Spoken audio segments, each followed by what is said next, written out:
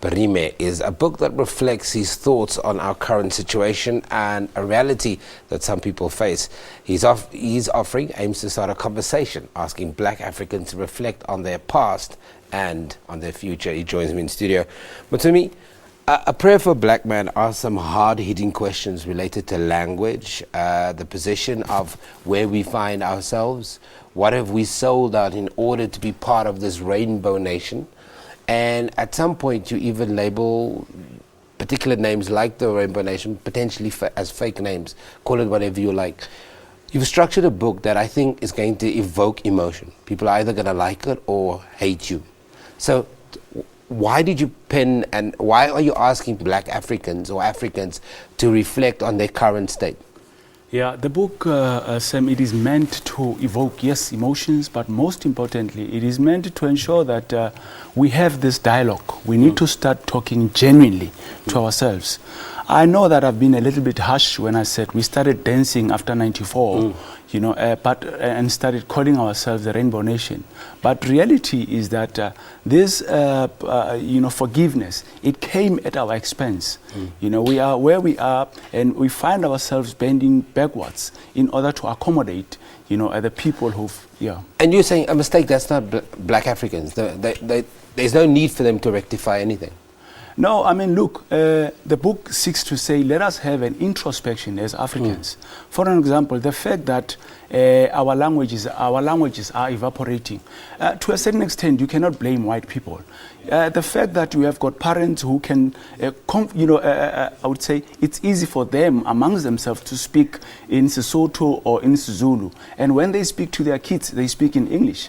That on its own, you cannot really blame a white man there. These are some of the challenges that we just have to say, let's have an introspection and talk about these weaknesses. And we need to acknowledge that there are weaknesses.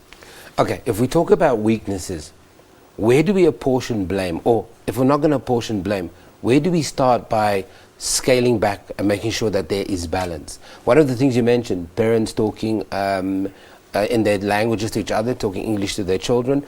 In your book, there's a letter from a son to his father where he talks about the pride the son feels at speaking English, but the son is actually condemning him for robbing him of an identity.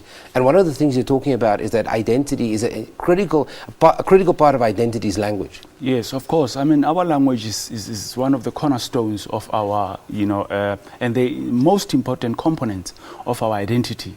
And this young man, and it was not only in the book. I was in a radio station where a young man phoned and say, I am Zulu, I speak Zulu and Ngushabalala, but this is all I can say. I cannot express myself in the language of my mother tongue, of my ancestors.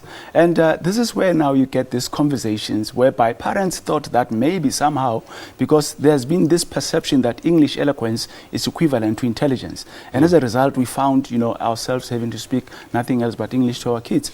But now the kids are saying, you robbed me a part of my identity.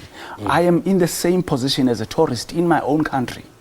And then that is a problem, and that this is where we have to say, well, if we acknowledge that this was a mistake, let's rectify it.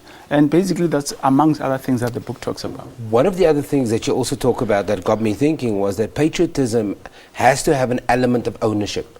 If you're going to be patriotic, you need to own something. And if you're not owning anything, especially if you're an African and you're not owning an African piece of land, you can't be that patriotic.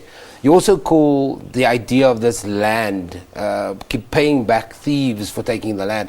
There's some things that are incredibly controversial in this book. Yeah, look, and controversial, but yet, of course, we do have factual, for an example, of facts in the book. From the speech, Minister of Finance, the budget speech, you will realize that there is 15 billion rents that is going to, or that is set aside for land acquisition. That will be spent in the next 3 years. We're talking about 5 million that will be, you know, used each and every year. This, I find it to be very unfair. We're giving the thieves back money again for them to. Okay, I want people to buy this book because you're starting a conversation, but I'm going to ask you a question. On one side, you've been asked, are you a racist? On the other side, you've been asked, who are you speaking on behalf of? What are you? Well, you know what? I come from a background that did not allow or condone racism. So I cannot be a racist. I am just being objective, and I'm saying things that most of our white colleagues will not hear, because we normally talk about them during smoke breaks and, you know, in hush-hush conversations. I am not talking on behalf of black people. I do not have that authority. But I believe that as a citizen, I have got the opinion, and I am passing my point across. Okay, it's called The Prayer of a Black Man. It's Motsumi Oa Mphirime, and it's a hard-hitting book. It asks a lot of questions related to language, identity, ownership, and maybe some of the things that has been uncomfortable to talk about around the dinner table. But I guarantee you, this is going to spark that debate. He's in studio with us. Go and get the book. Quickly, where can they get it? At this stage, due to the challenges in the distribution, they can go to www.masili, as in masili.co.za,